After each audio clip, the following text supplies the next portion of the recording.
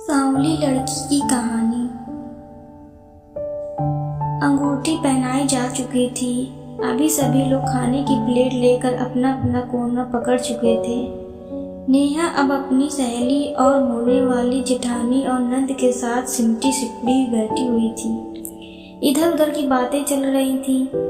इतने में सासू माँ कमरे में आई और नेहा के पास बैठते हुए बोली, देखो नेहा, अब शादी में कुछ ही दिन बचे हैं, तो तुम धूप में कम निकलना। बेसन, दही और हल्दी का लेप रोज रात को लगाया करना, उससे रंग साफ हो जाएगा। नेहा ने हाँ में सिर हिला दिया और जेठानी चहकते हुए बताने लगी, हाँ, नींबू और टमाटर का रस लगाओ तो रंग साफ हो जाएगा। देवा जी को गोरी चिपटी लड़कियां पसंद हैं, मेरे जैसी। और खिलखिलाकर हंस पड़ी। फिर माहौल हल्का हो गया।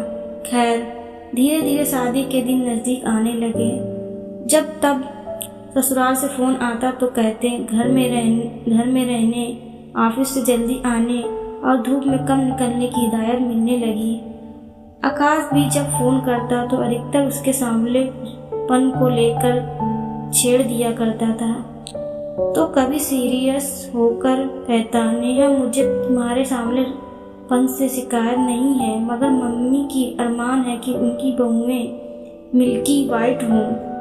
अब भाभी तो हैं, तुम थोड़ी सांवली हो तो वो जो टिप्स देती हैं मान लो ना। आके खूबसूरत तो तुम भी दिखोगी। नेहा जवाब देना तो चाहती थी, मगर मम्मी की हिदायत थी की वजह से चुप रह जाती। अपनी चिढ़ मम्मी पर निकालती तो मम्मी कहती, अरे इतने बड़े घर से रिश्ता हो रहा है सिर्फ इसलिए कि तू बैंक में नौकरी करने लगी है, वरना एक साधारण मास्टर की बेटी की शादी कभी हो पाती है क्या वहाँ?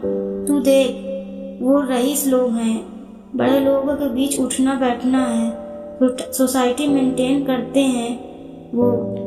तू किस्मत वाली है कि तेरे ऐसे रंग रूप के बाद भी उन्होंने तुम्हें चुना। फिर नेहा चुप हो जाती। उससे भी लगता कि मम्मी ठीक ही कह रही हैं। सोचती कि बदलते वक्त के साथ सब कुछ ठीक हो जाएगा। लेकिन जैसे जैसे दिन नजदीक आने लगे, सासू माँ और आकाश का यह प्रेशर बढ़ने लगा। नेहा यह सब इग्नोर करना तो चाहती थी, मगर कर नहीं पाती थी। फिर खुद के अंदर ही अंदर वह चिढ़ने लगी। जो रंग खिलना चाहिए था लगाने के बाद और वे मुरझाने लगा। शादी के एक सप्ताह पहले आकाश का जन्मदिन था। आकाश ने पार्टी में नेहा को बुलाया था। सासू माँ ने पहले ही फोन पर समझा दिया था कि पार्लर होते हुए पार्टी में आए। माँ ने भी भाई के साथ पार्लर भेज दिया। नेहा जब पार्टी में आई भाई के साथ पहुंची तो उसे देखते ही सासू माँ लाल पीली होने लगी। बड़ी बहू को बुलाकर कहा, ले जाओ इसे बाथरूम में और अपने मेकअप से तैयार कर दो। मगर नेहा नहीं गई, वहीं खड़ी रही। सासू माँ के तलवे का गुस्सा सिर पर चढ़ गया और लगभग धक्का देते हुए नेहा इसको बोली, न रंग है न रूप, फिर तुम्हें किस बात का घमंड है? हमने अपने से नीचे घर में रिश्ता जोड़कर गलती कर दी। इतने में आकाश भी वहां आ गया हल्ला सुनकर और नेहा का हाथ पकड़ बाथरूम की तरफ भाभी के साथ बढ़ने लगा। नेहा ने धीरे से उसके हाथ से अपने हाथ को आजाद करवाते हुए वापस सासू माँ की तरफ बढ़ने लगी और करीब जाकर बोली, हाँ, मैं साधारण घर से हूँ, मेरा रंग सांवला है, मुझे घमंड तो नहीं मगर गर्व है अपने आप पर। मैं अपनी कड़ी मेहनत से आज एक छोटे से मुकाम पर हूँ। और हाँ, मेरे घर